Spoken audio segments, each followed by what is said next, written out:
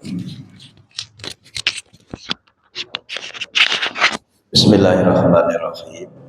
Assalamualaikum warahmatullahi wabarakatuh.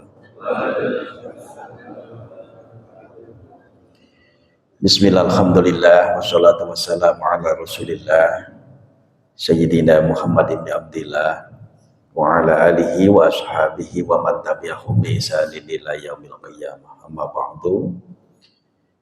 Qala Allah Ta'ala fi kitabil karim, a'udzu billahi minasyaitonir rajim. Bismillahirrahmanirrahim.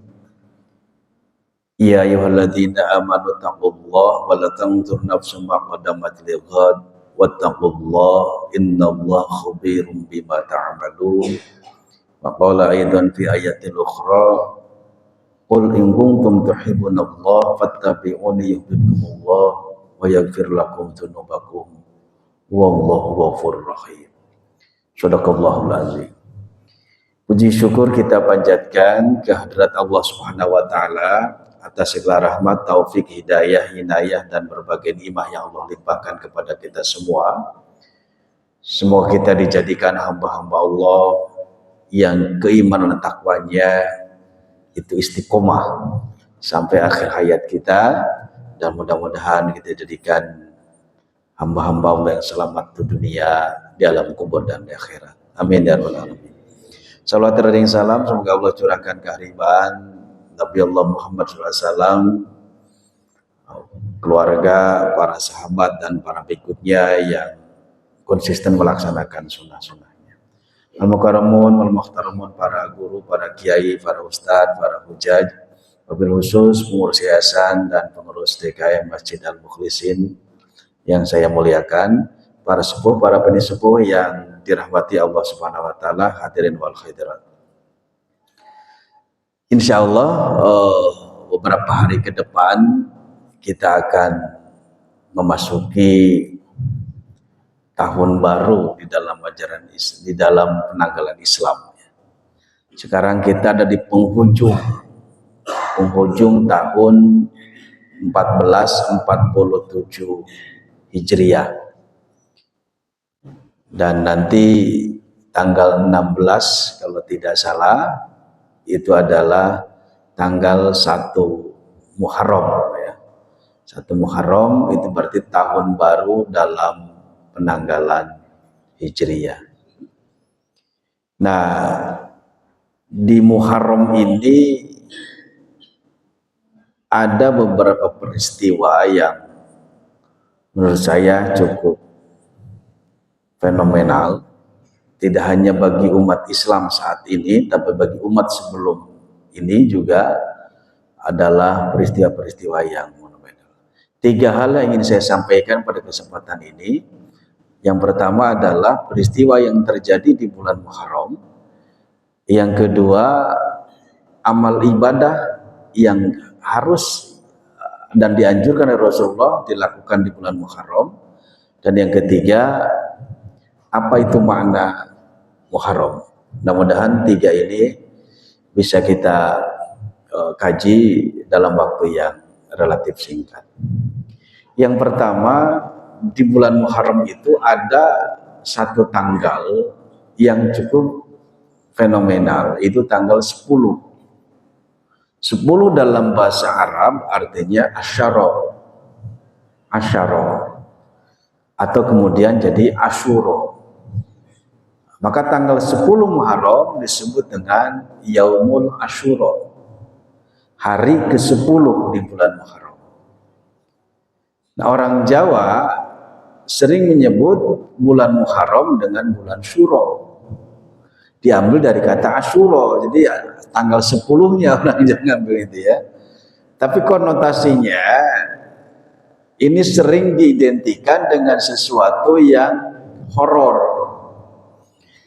Ya kan, horor gitu. Karena selama ini kita dininabobokan dengan film-film horor. Padahal 1 Muharram itu tahun baru Islam. Nah, coba kita di film-film zaman dulu itu ada malam 1 Syuro. Gitu. Isinya apa itu?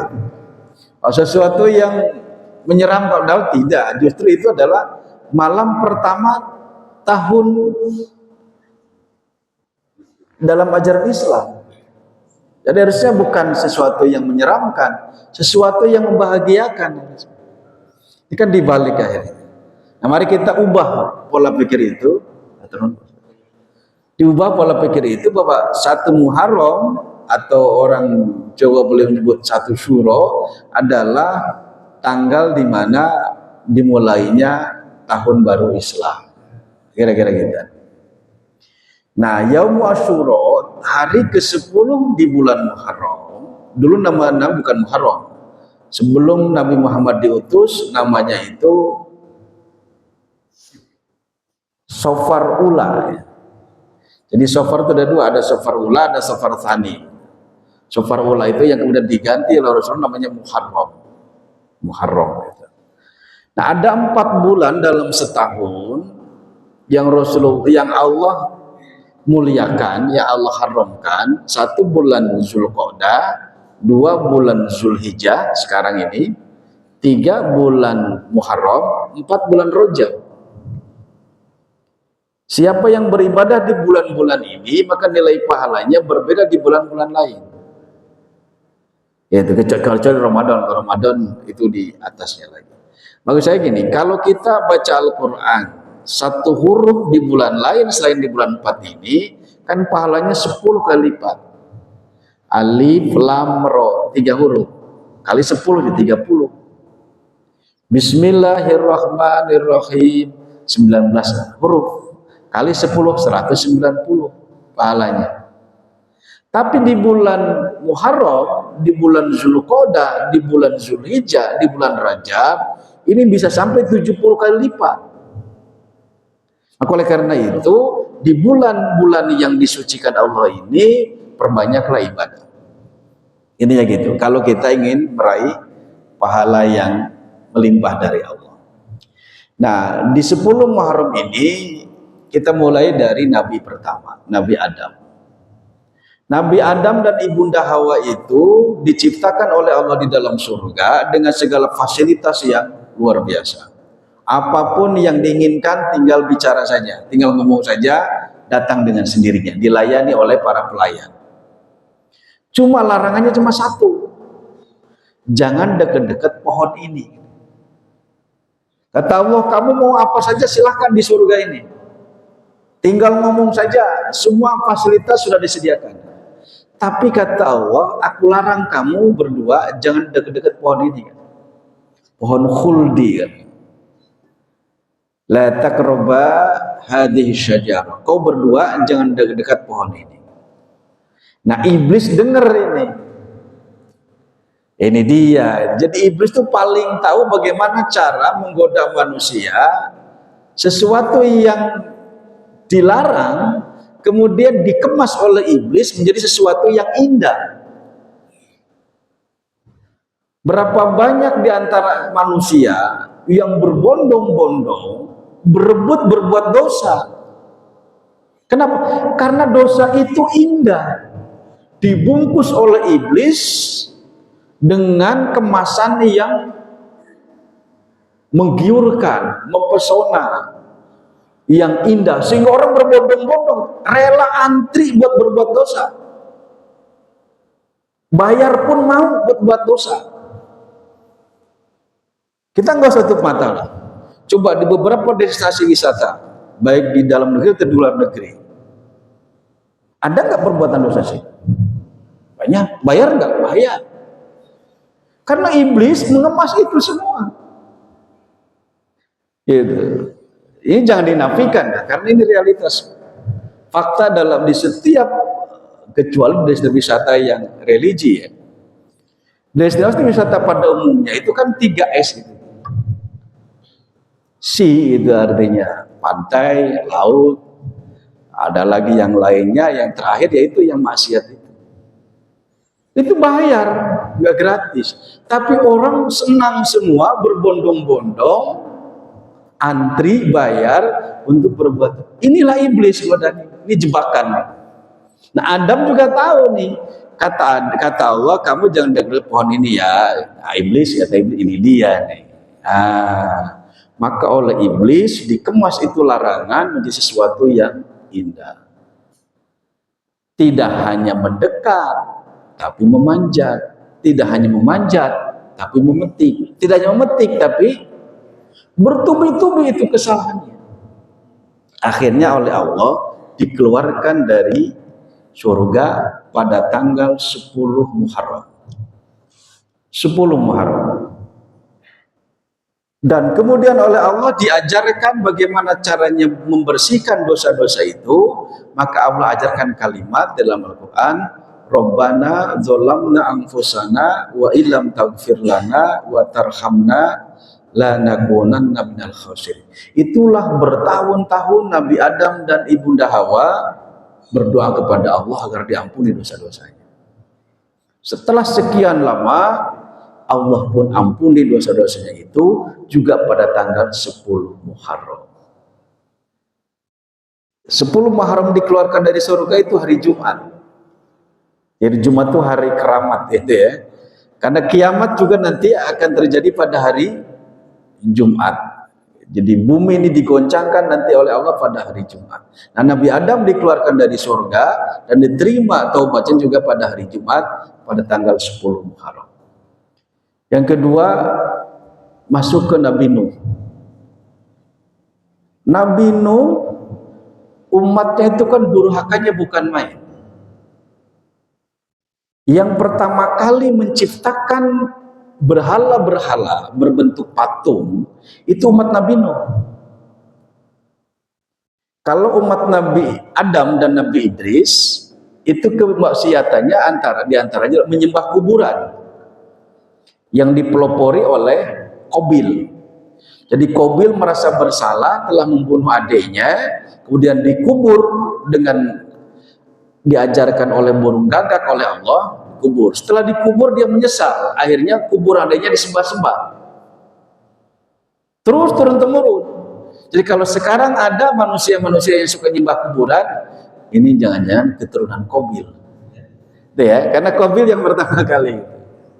Nah, terus Nabi Idris kita tidak ceritakan, masuk Nabi Nuh. Di zaman Nabi Nuh, orang-orang banyak memuji leluhurnya, bahkan disembah-sembahnya. Tapi belum ada bentuk. Nah, iblis datang menjelma menjadi manusia. Kata iblis, wahai saudara-saudaraku, apa yang kalian lakukan, menyembah leluhur kalian adalah sesuatu yang baik. Very good, kira-kira gitu, sangat baik. Tapi ada kurangnya di mana? Kurangnya apa yang kalian sembah kan gak kelihatan. Iya ya. Terus coba bentuk wujud gambaran nenek moyang kalian seperti apa? Apa itu bisa dari batu, bisa dari kayu? Maka dibuatlah patung-patung yang mirip dengan nenek moyang mereka. Ditaruh kemudian disembah-sembah. Sejak saat itulah mulai penyembahan berhala zaman Nabi Nuh. Turun Nabi Nuh datang untuk mengembalikan mereka ke jalan Allah. Tapi apa yang ada? Nabi Nuh malah dimusuhi. Nah, karena dimusuhi, Nabi berdoa kepada Allah, ya Allah, pisahkan antara aku dengan mereka yang durhaka kepadamu. Mereka sudah keterlaluan. Maka Allah perintahkan, kalau gitu buat kapal. Dibuat kapal. Buat kapal perahu di atas gunung. Kan gak logis di musim kemarau buat perahu di atas gunung.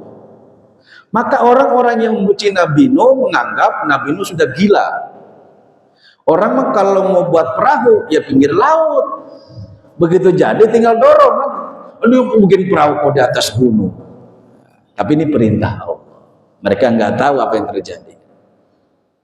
Setelah beberapa waktu Nabi Nuh membuat perahu beserta umat yang beriman, semua diperintahkan naik kepada perahu itu. Nah, Allah turunkan hujan dan keluarkan air dari perut bumi ini sehingga air itu menjadi bah. Bumi ditenggelamkan seluruhnya. Maka saat itu tidak ada lagi orang yang durhaka. Yang naik ke perahu Nabi Nuh adalah orang yang beriman semua. Jadi dunia bersih. Termasuk juga berhala-berhala itu hilang semua ditelan air. Berapung-apunglah Nabi Nuh beserta umat yang beriman dan hewan-hewan yang diselamatkan. Persis pada tanggal 10 Muharram, Nabi Nuh kapalnya terdampar di daratan. Ternyata daratan yang paling tinggi itu adalah gunung. Begitu airnya surut, Nabi Nuh perahunya di atas juga, di gunung juga. Maka sampai sekarang diketemukan arkeolognya oleh para peneliti. Ada perahu Nabi Nuh di atas gunung. Itu tanggal 10 Muharram. Nabi Allah Soleh alaihissalam, umatnya kaum Tsamud. Dia membenci Nabi Soleh. Dia minta supaya Nabi Soleh menunjukkan mukjizatnya, mengeluarkan unta dari lubang batu yang kecil. Kan gak logis juga. Tapi dengan kehendak Allah pun keluarkan unta dari lubang batu yang kecil itu. Maka oleh itu namanya unta Allah, Naqatullah. Itulah hewan yang akan masuk surga. Di antaranya adalah untanya Nabi Soleh, Naqatullah. Nah, oleh karena itu oleh Nabi Soleh diperintahkan unta ini biarkan berkeliaran seperti kalian juga hidup, jangan diganggu. Tapi apa terjadi? Umat Nabi Soleh kemudian membunuh dan memakannya. Allah timpakan azab setelah Nabi Soleh suruh pergi beserta para pengikutnya. Allah timpakan gempa yang amat sangat dahsyat sehingga mereka yang durhaka itu tertimbun di bawah rumah-rumah batu yang mereka bangun. Itu tanggal 10 Muharram. Nabi Allah Ibrahim alaihissalam dibakar oleh Raja Namrud juga tanggal 10 Muharram. Nabi Yunus alaihissalam yang ngambek. Dia ceramah tapi nggak ada yang mau ikut dengar. Ini agak unik. Di antara sekian banyak nabi yang umatnya nggak jadi diazab oleh Allah, Nabi Yunus. Kalau Nabi Nuh tenggelam, Nabi Lut hujan batu, Nabi Soleh tadi gempa bumi, kira-kira gitu. Tapi satu umat yang selamat dari azab, umatnya Nabi Yunus. Jadi begitu Nabi Yunus ceramah, dakwah, nggak ada yang mau. Nabi Yunus ngambek, kabur dia. Nah begitu Nabi Yunus ngambek kabur, awan gelap. Orang-orang pada ketakutan. Akhirnya minta ampun kepada Allah. Tapi nabinya sudah nggak ada. Sudah mau pergi gitu. Nah oleh karena itu Allah ampuni umat Nabi Yunus. Akhirnya Nabi Yunus yang disuruh balik lagi. Bahasa kita, Yunus jangan ngambek kamu, kira-kira gitu. Umatmu sudah sadar, no, ayo balik lagi. Ditelan oleh ikan. Selama berhari-hari, dalam beberapa tafsir selama 40 hari. Kemudian diajari oleh Allah cara bertaubatnya. Apa itu? La ilaha illa anta subhanaka inni kuntu minadz dzalimin. 40 hari Nabi Yunus baca doa itu, tanggal 10 Muharram dikeluarkan oleh Allah dari perut ikan. 10 Muharram. Nabi Musa alaihissalam dikejar tentara Fir'aun, mundur kena, maju kena. Maju ada laut, mundur ada tentara Fir'aun. Nah Allah perintahkan oleh Jibril, tongkatnya dipukulkan di pantai, terbelahlah air. Gitu kan?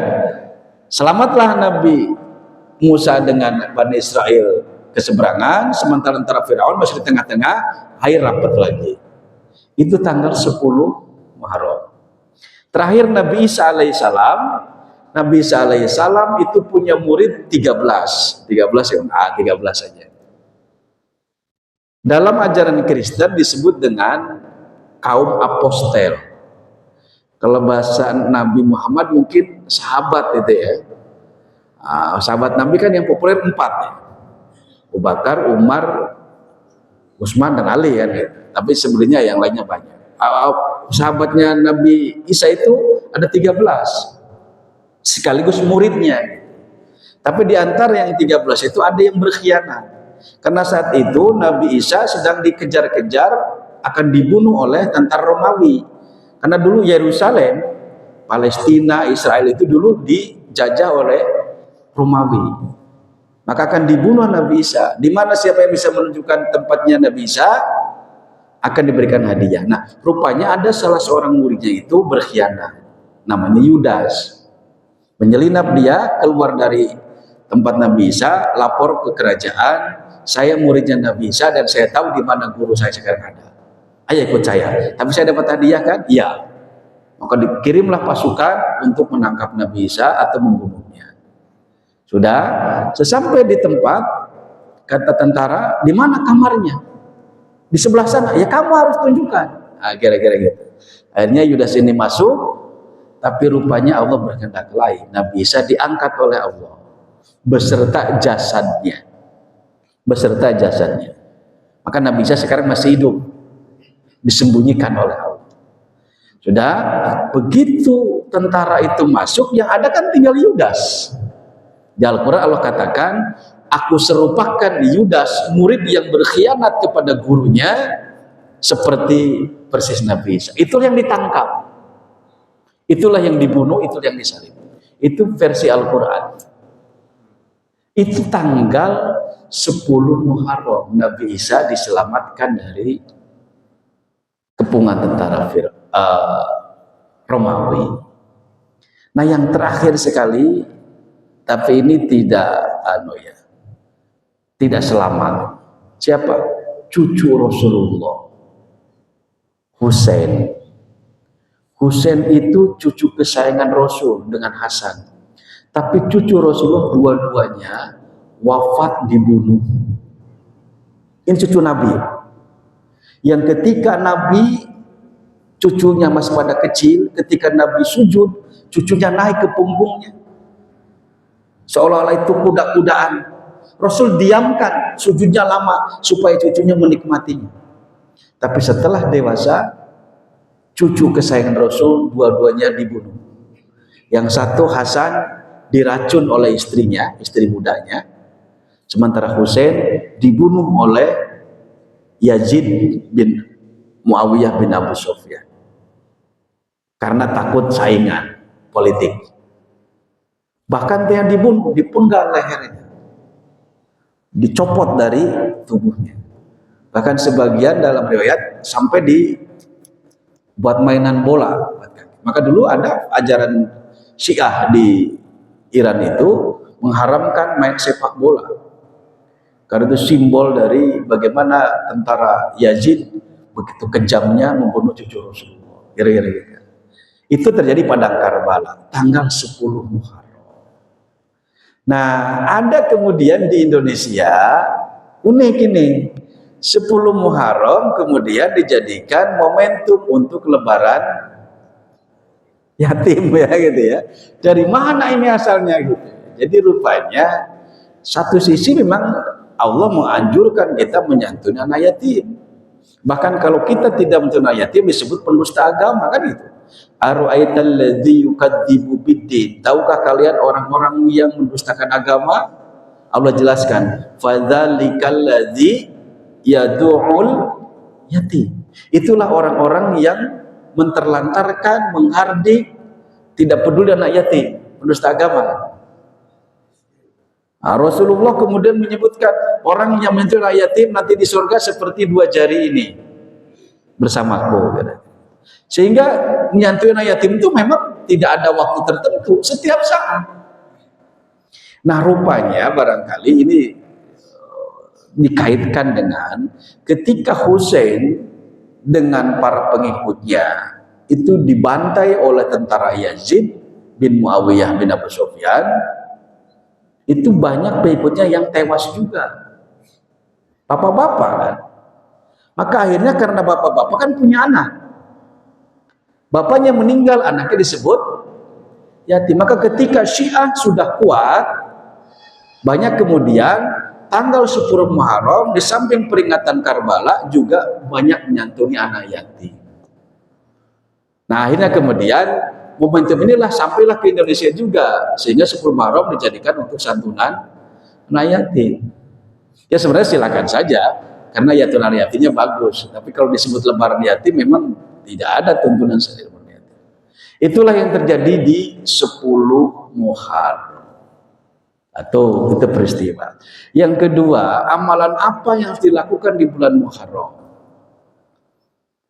Rasulullah Muhammad SAW ketika datang ke Madinah menemukan sekelompok orang sedang berpuasa.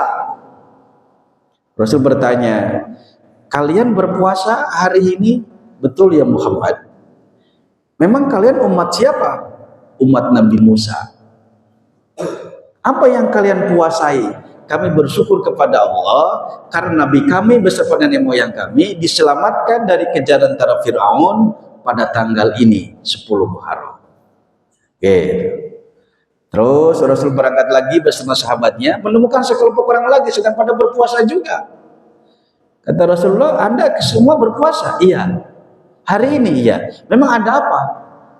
Hari ini Nabi kami diselamatkan dari perangkap tentara Romawi. Emang kalian umat siapa? Umat Nabi Isa. Kami bersyukur kepada Allah, Allah telah menyelamatkan Nabi kami, Nabi Isa. Nah, kata Rasulullah, mulai hari ini aku yang lebih berhak. Maka umat Islam hari ini puasa. Hari itu juga kita puasa. Padahal sebenarnya sudah ada peristiwa Muharram itu puasa Muharram. Nah, oleh karena itu kemudian sahabat-sahabat mengkritik, ya Rasul, bukankah hari ini hari puasanya orang-orang Yahudi umat Nabi Musa dan orang-orang Nasrani umat Nabi Isa? Kata Rasul, aku lebih berhak untuk itu semua. Nah, untuk membedakannya, puasanya tahun depan 2 kali, tanggal 9 dan tanggal 10 Muharram. Maka puasa tanggal 10 Muharram disebut namanya puasa Asyura. Puasa tanggal 10 Muharram untuk membedakan dengan umat sebelumnya mulai dari tanggal 9 dan 10. Dalam hadis lain Rasul menyebutkan untuk bisa membedakan dengan mereka mulailah sehari sebelum atau sehari sesudah. Kalimatnya atau, bukan dan. Hari sebelum tanggal 10 berarti tanggal berapa? 9. Hari sesudah tanggal 10 berarti tanggal 11. Berarti ada 9, 10, 11. Maka ada ulama yang mengajarkan juga, kalau itu pasti 3 hari saja. Tanggal 9 Muharram, tanggal 10 Muharram, tanggal 11 Muharram. Nah, oleh karena itu, para ulama fikih kemudian ada 4 pendapat tipe puasa. Yang pertama, tanggal 10 saja. Yang kedua, 9, 10. Yang ketiga, 10, 11. Yang keempat, 9, 10, 11. Nah, jadi maksud saya jelaskan 4-4-nya supaya kalau ada perbedaan pendapat, oh ternyata ada pendapat itu. Jadi kalau nanti ada yang menceramahkan puasa Asyura hanya tanggal 9 dan 10 saja. Oh enggak, bukan 9, 10, yang benar 10, 11. Oh enggak, guru saya ngajarin 9, 10, 11, kira-kira gitu. Oh, kalau guru saya mah enggak, ngajarin 10 saja. Semuanya benar. Enggak usah diperdebatkan. Saya sebutkan semuanya saja. Jadi ada yang puasa tanggal 10 saja, ada yang puasa tanggal 9 dan 10, ada puasa yang 10 dan 11, ada puasa yang 9, 10, 11. Monggo lakukan, itu hukumnya sunnah. Nah, kedudukannya puasa Asyura itu sunnah muakkadah. Secara hukum sunnah muakkadah, sunnah yang amat sangat dianjurkan. Dibanding puasa-puasa sunnah lain yang paling tinggi derajatnya puasa Muharram. Rasul katakan gini, afdhalus sholah ba'da sholatul faridah qiyamul lail, ayat tahajud. Wa afdhalus shaum ba'da shiyamur ramadan shaumu min syahrullahil muharram. Itu hadisnya sahih Bukhari Muslim.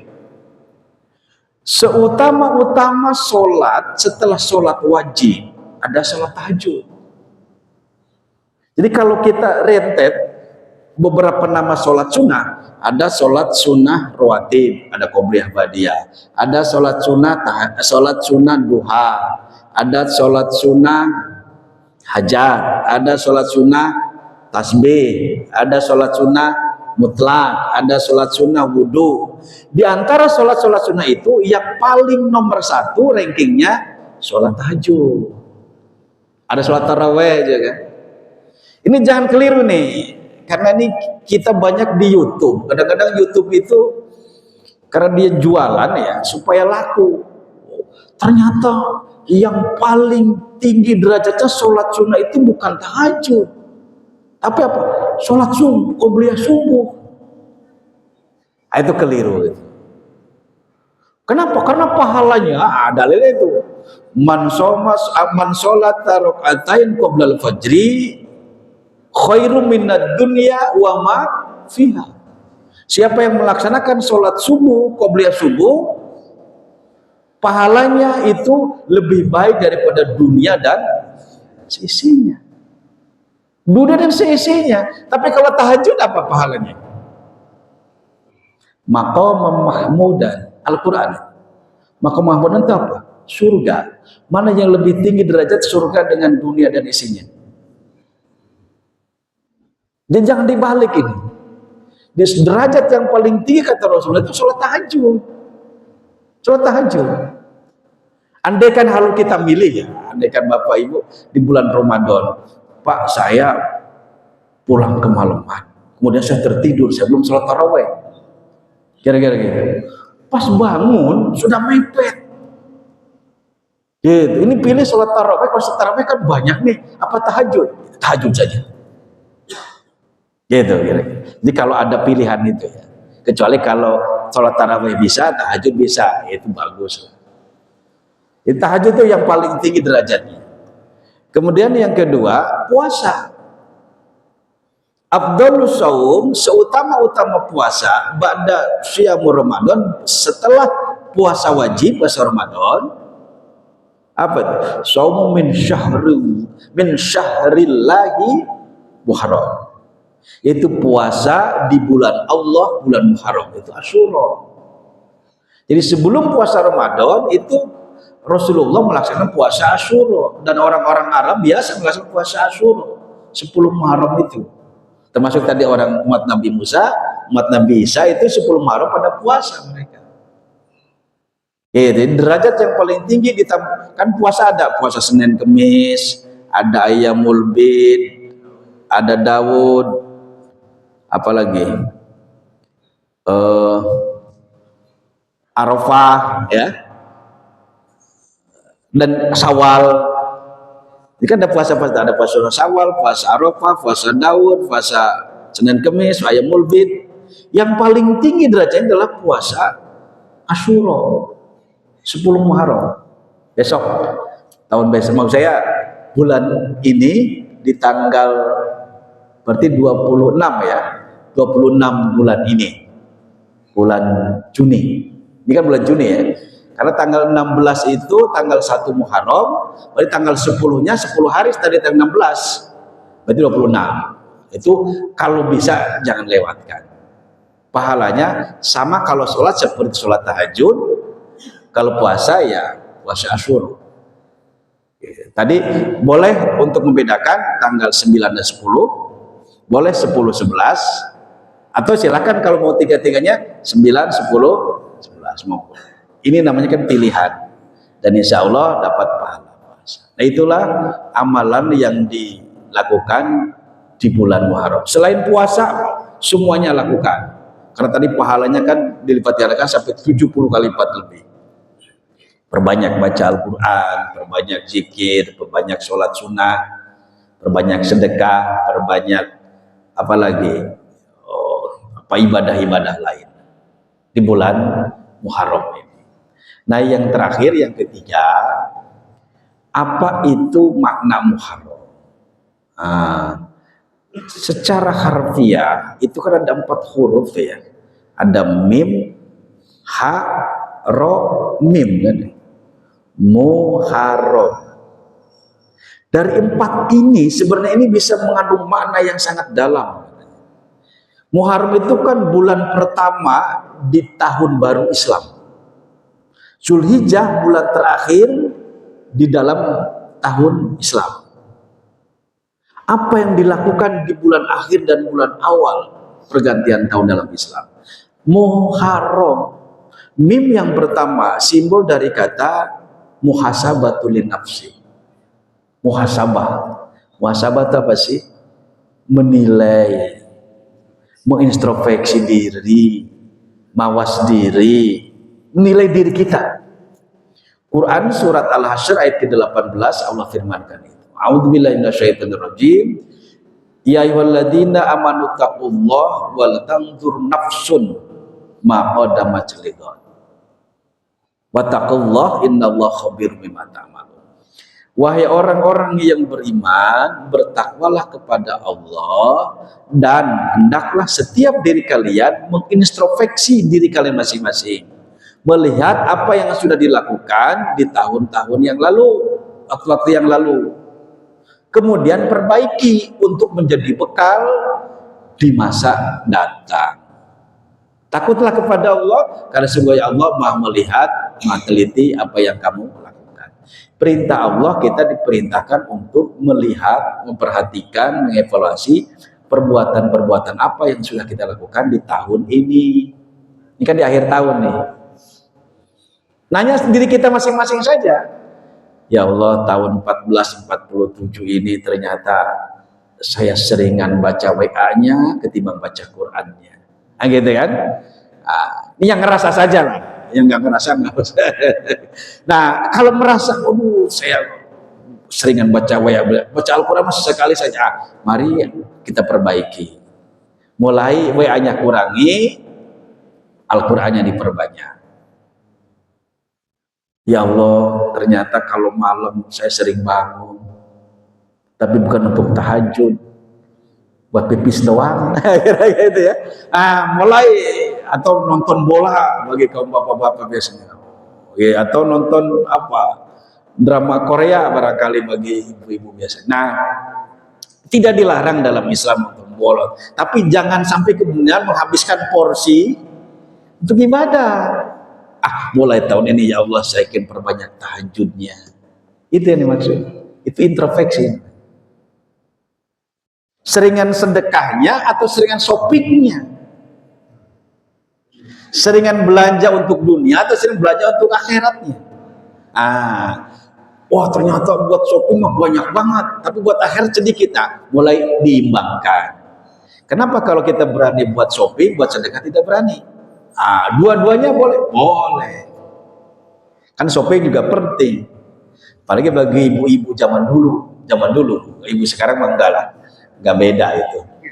Nah, jadi itu introspeksi sama diri kita masing-masing. Seringan zikirnya atau seringan lain. Kalau merasa masih kurang ibadah-ibadah kita, zikir kita, baca Al-Quran kita, sedekah kita, mari Allah memberi kesempatan kepada kita dengan umur yang diberikan oleh Allah, kita perbaiki itu yang salah, kita tambahi yang kurang, kita luruskan yang bengkok. Gitu. Jadi Muharram mengajarkan introspeksi diri masing-masing. Enggak perlu mengintrospeksi orang lain. Tanya sama kita masing-masing. Karena biasanya orang-orang zaman dulu itu lebih senang melihat kesalahan orang lain ketimbang melihat kesalahan diri sendiri. Maka dulu orang dulu tuh pernah mengatakan itu, semut di seberang lautan kelihatan, gajah depan pelupuk mata nggak kelihatan. Itu kan pengandaian. Kesalahan kecil orang lain dibesar-besarkan, kesalahan dirinya yang besar dikecil-kecilkan. Itu kebalik. Dan itu yang terjadi kan saat ini.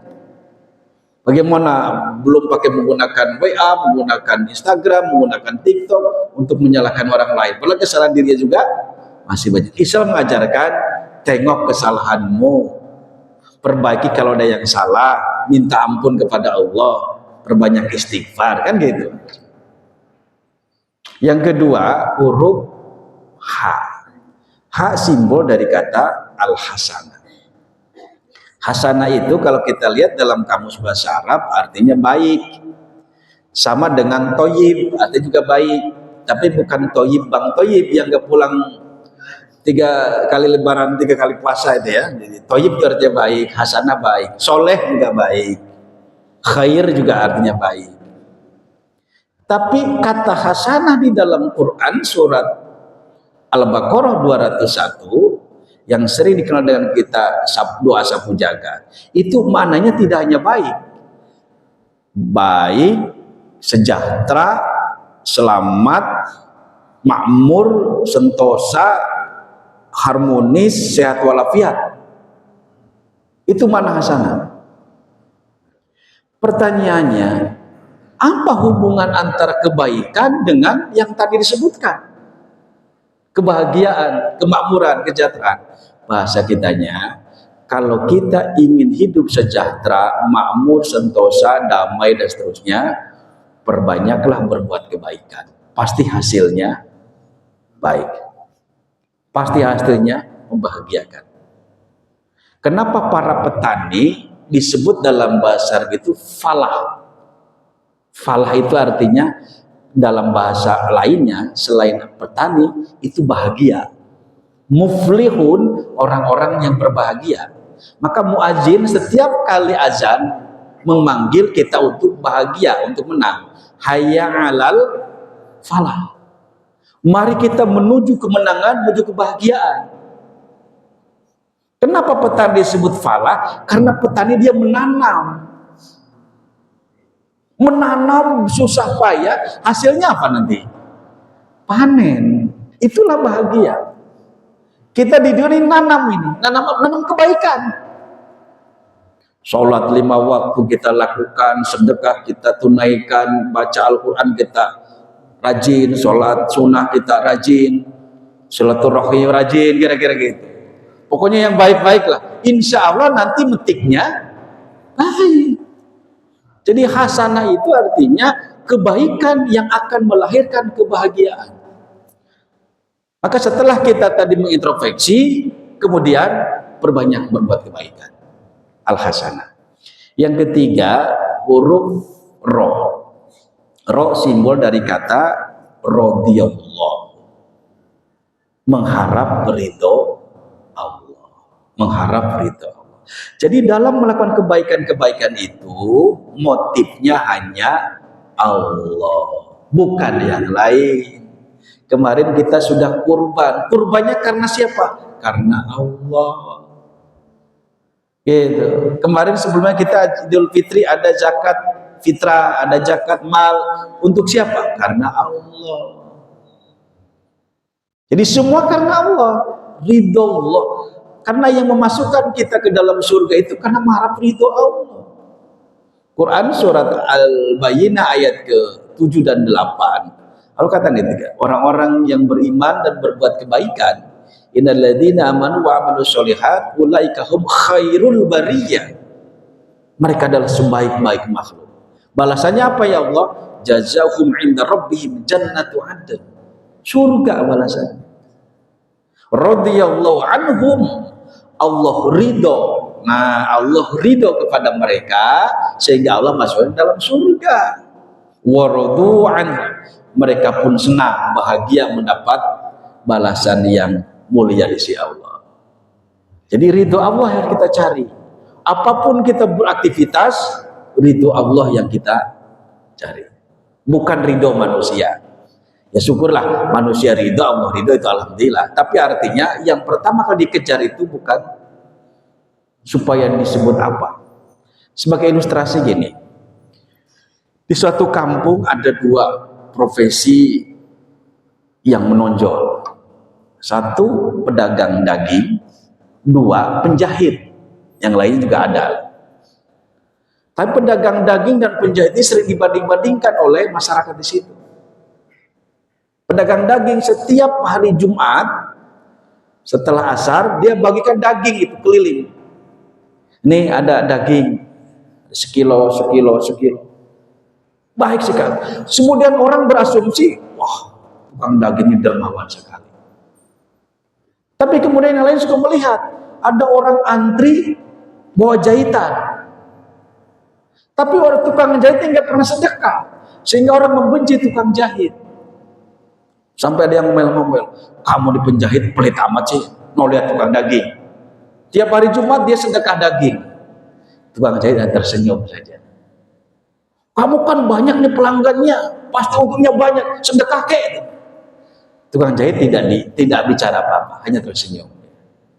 Sudah. Satu ketika tukang jahit sakit. Sakit tukang jahit. Tidak ada yang mau nengok. Pak, tukang jahit sakit, biarin saja, orang pelit. Mati juga nggak apa-apa. Betul, beberapa minggu kemudian meninggal tukang jahit. Nggak ada yang mau takjiah.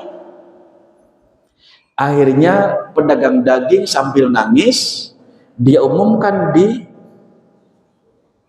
speaker musola. Assalamualaikum warahmatullahi wabarakatuh. Innalillahi wa inna ilaihi raji'un, telah berpulang ke rahmatullah saudara kita Fulan bin Fulan yang berprofesi sebagai penjahit, kira-kira gitu. Bapak Ibu sekalian, perlu diketahui bahwa selama ini daging yang saya bagikan adalah sedekah dari Bapak penjahit itu. Cuma Bapak penjahit nggak mau bercerita kalau itu adalah daging dari dia. Karena si tukang daging diamanahi, Bapak, ini saya sedekah ya, tolong berikan daging sama warga. Tapi jangan bilang-bilang dari saya.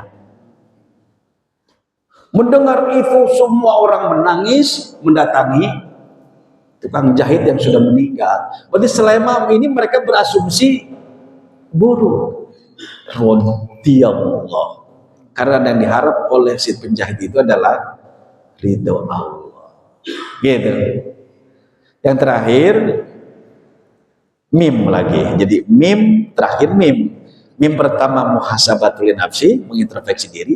Mim yang terakhir mahabbatullah wa rasul. Mencintai Allah dan Rasulnya melebihi segala-galanya.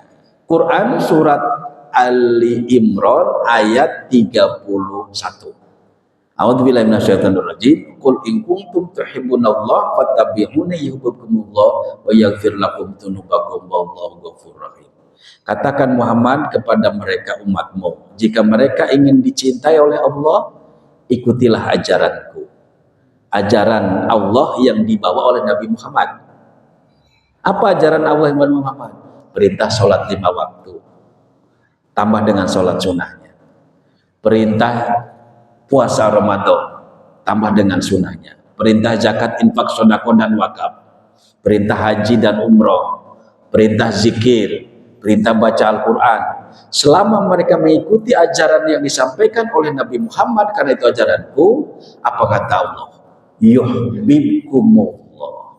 Pasti kalian akan disayang, akan dicintai oleh Allah. Bapak sekalian, kalau Allah sudah mencintai hambanya, pasti Allah paling tahu bagaimana cara memperlakukan orang yang dicintainya.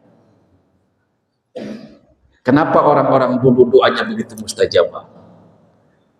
Karena dia sering menyebut nama Allah, dan Allah senang kalau disebut namanya. Kenapa orang-orang dulu tuh doanya manjur?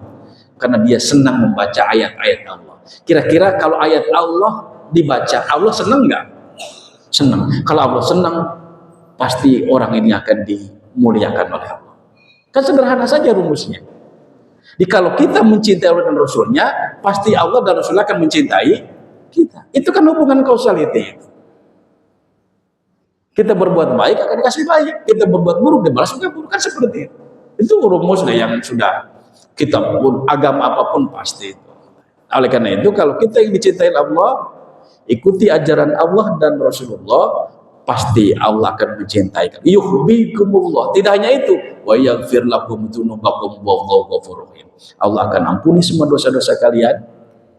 Dan sesungguhnya Allah Maha Pengampun lagi Maha Penyayang. Wallahu a'lam bishawab. Mudah-mudahan 3 hal yang kita bahas hari ini, peristiwa yang terjadi di bulan Muharram, terutama tanggal 10 Muharram, amal-amal ibadah yang kita lakukan di bulan Muharram, dan juga makna Muharram. Mudah-mudahan kita memahaminya dan terlebih-lebih bisa mengamalkannya dalam kehidupan. Mari kita tutup pertemuan yang mulia ini dengan sama-sama mohon kepada Allah. Jika di antara kita ada yang sedang sakit, apapun penyakitnya, kita berharap semua penyakit kita dicabut oleh Allah dan disehatkan sehat walafiat, bisa melaksanakan segala perintahnya menuju larangannya. Dan jika di antara kita ada doa-doa belum dikabuli Allah, hari ini kabulkan doa-doa kami. Jika di antara kita ada yang punya masalah, semoga Allah berikan jalan keluar dari masalah yang kita hadapi. Jika di antara kita ada yang punya hutangnya belum juga lunas, semoga hari ini Allah beri kemampuan kepada kita untuk bisa melunasi hutang-hutang kita. Dan jika di antara kita ada hal yang ingin sekali dikabulkan oleh Allah, ya Allah, kabulkan doa kami pada hari ini. Al-hadiniyah wa taqabbal hadiniyah bi rahmatika rahimin. Al-Fatihah. A'udzubillahi minasyaitonirrajim. Bismillahirrahmanirrahim. Alhamdulillahirabbil alamin. Arrahmanirrahim. Maliki yaumiddin. Iyyaka na'budu wa iyyaka nasta'in. Ihdinas shiratal mustaqim. Shiratal ladzina an'amta 'alaihim ghairil maghdubi 'alaihim waladdallin. Astaghfirullahaladzim. Bismillahirrahmanirrahim. Alhamdulillahirabbil alamin. Hamdan na'imin, hamdan syakirin, hamdan yafi ni'amai kafi mazidah. Ya Rabbana walakal hamdu walakal syukur kama yanbaghi li jalali wajhikal karim wa 'azimi sultanik. Allahumma sholli ala sayyidina Muhammad wa ala ali sayyidina Muhammad. Allahumma ighfir lana dzunubana wa liwalidina warhamhum kama rabbawna shighar. Wa li jami'il muslimina wal muslimat wal mu'minina wal mu'minat al-ahya'i minhum wal amwat bil khairati rabbighfirli warhamhum anta khairur rahimin. Allahumma iftah lana bil khair wa babal barakah wa babal ni'mah wa babal salamah wa babal sihah wal afiyah wa babal rizki wa babal ilmi wa babal maghfirah wa babal jannah. Allahumma inna nas'aluka ridhaka wal jannah wa na'udzubika min sakhatika wan nar. Rabbana hab lana min azwajina wa dzurriyyatina qurrata a'yun waj'alna lil muttaqina imama. Mari kita tahlil 3 kali. La ilaha illallah. La ilaha illallah. La ilaha illallah. Muhammadur Rasulullah. Rabbana atina fid dunya hasanah wa fil akhirati hasanah wa qina adzabannar wa adkhilna jannata mal abrar ya aziz ya ghafar ya rabbal alamin. Rabbana taqabbal du'ana min kulli hajatina. Rabbana taqabbal minna innaka antas samiul alim wa tub alaina innaka antat tawwabur rahim. Wa sallallahu ala sayyidina Muhammadin wa ala alihi washabihi ajma'in. Subhana rabbika rabbil izzati amma yasifun wa salamun alal mursalin walhamdulillahi rabbil alamin. Mohon maaf lahir batin, walaupun minkum, wabillahi taufiq wal hidayah. Assalamualaikum warahmatullahi wabarakatuh. Loh, Ustaz. Pilih hilap.